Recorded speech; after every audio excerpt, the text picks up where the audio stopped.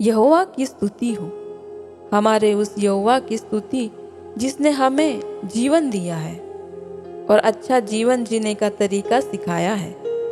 जो भी उनकी सीख को नहीं मानता वो उसके जीवन में आने वाले हर दुख का कारण होते हैं। फिर भी हम मनुष्य यह कहते हैं कि परमेश्वर ने हमारे साथ बुरा किया है।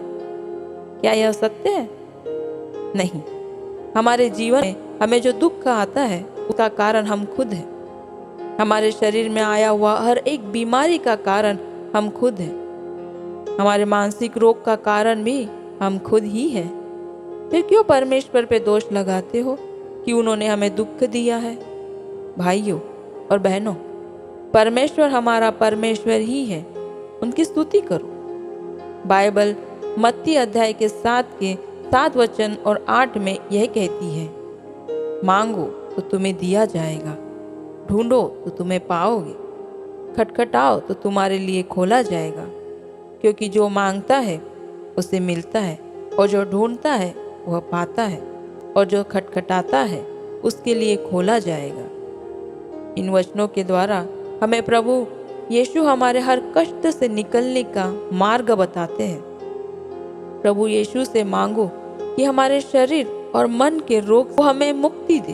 विश्वास और संयम के साथ यीशु से मांगो कि वो हमारे हर कष्ट दूर करे, क्योंकि मांगो तो मिलेगा। जैसे हम हमारे पिता से हर एक जरूरत पूरा करने के लिए मांगते हैं, वैसे ही यीशु सारे संसार का पिता है। उनसे मांगो, तुम्हें उत्तम से भी उत्तम आशीषें देंगे। ऐसा कोई भी मनुष्य नहीं जिसने कष्ट ना झेला हो।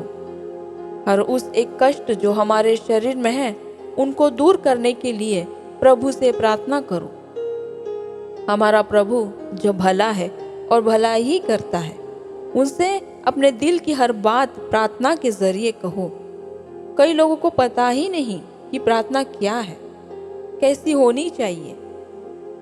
प्रार्थना आपके मन से निकलती है। वो बातें जो आप किसी और से नहीं कह सकते, संसार के किसी से भी नहीं, वो बातें आप प्रार्थना के जरिए प्रभु यीशु से कहिए। और प्रार्थना हमेशा निस्वार्थ भाव से होनी चाहिए।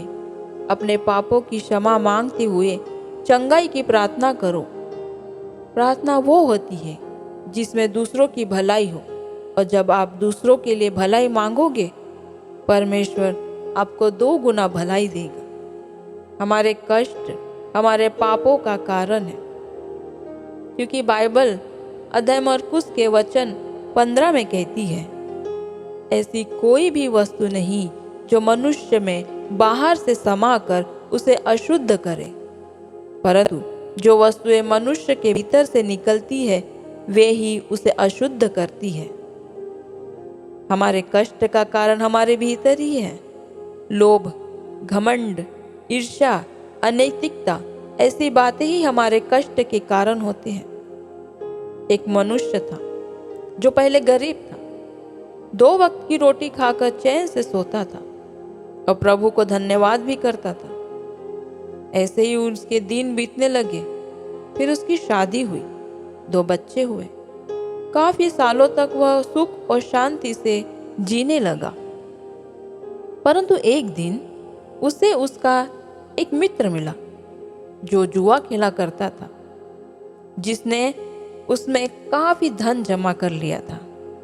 उस मित्र ने गरीब मित्र को देखा और अपने गाड़ी से उतरकर उसका मजाक उड़ाते हुए कहा, मेरे जैसे काम कर तो तू भी अमीर हो जाएगा, तेरे पास भी गाड़ी पैसा होगा। इस गरीब मनुष्य के मन में अमीर मित्र के गाड़ी को देखकर ईर्ष्या होने लगी। इस गरीब मित्र ने ठान लिया कि वो भी अमीर के साथ जाकर जुआ खेलेगा और बहुत धन जमा करेगा। पर उसकी पत्नी ने इसका विरोध करते हुए कहा कि हमें पाप का पैसा नहीं चाहिए। इस बात पर गरीब दोस्त ने गुस्सा करके उसे मारा, और जितना भी मेहनत का पैसा उन्होंने जमा किया हुआ था वो अमीर दोस्त के साथ जाकर जुआ खेलने लगा।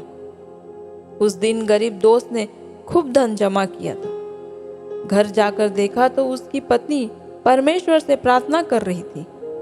गरीब दोस्त अपनी पत्नी पर गुस्सा होते हुए कहा, देख, ये पाप की कमाई नहीं, मेरी होशियारी की कमाई है। फिर दूसरे दिन वो जुआ खेलने के गया और पूरा पैसा हार गया। इससे उसने पीना शुरू कर दिया। घर में आकर अपनी पत्नी के गहने बेचकर जुआ खेलने लगा। वो फिर हार गया। तब उदास होकर वो वापस घर जा ही रहा था कि कुछ लोग उसके अमीर दोस्त को मार रहे थे। ये उसने देखा। इस गरीब दोस्त ने जाकर उसे बचाया। उस अमीर दोस्त ने गरीब दोस्त को सच बताना शुरू कर दिया कि वह अमीर नहीं बल्कि कर्जदार है। जुआ और पीने की लत के कारण उस पे कर्जा हो चुका है और उसको बहुत सी बीमारियों ने भी घेर रखा है। इस आदत के कारण उसकी पत्नी और बच्चे भी उसे छोड़ के चले गए। अमीर दोस्त ने गरीब दोस्त से माफी मांगी और वह चला गया। गरीब दोस्त घर गया, देखा कि उसकी पत्नी परमेश्वर से प्रार्थना कर रही थी। उसके बच्चे ही पिता के लिए प्रार्थना कर रहे थे। यह देखकर गरीब का मन भर आया। वो रोते हुए प्रार्थना करने लगा। उसके कष्ट प्रार्थना से दूर हो गए और फिर से मेहनत करने के लिए जीने लगा। भाइयों और बहनों, हमारे अंदर की बुराई को प्रार्थना के जरिए खत्म करो और अपने प्रभु के साए में सुखी और धर्मी जीवन बिताया करो। आमीन।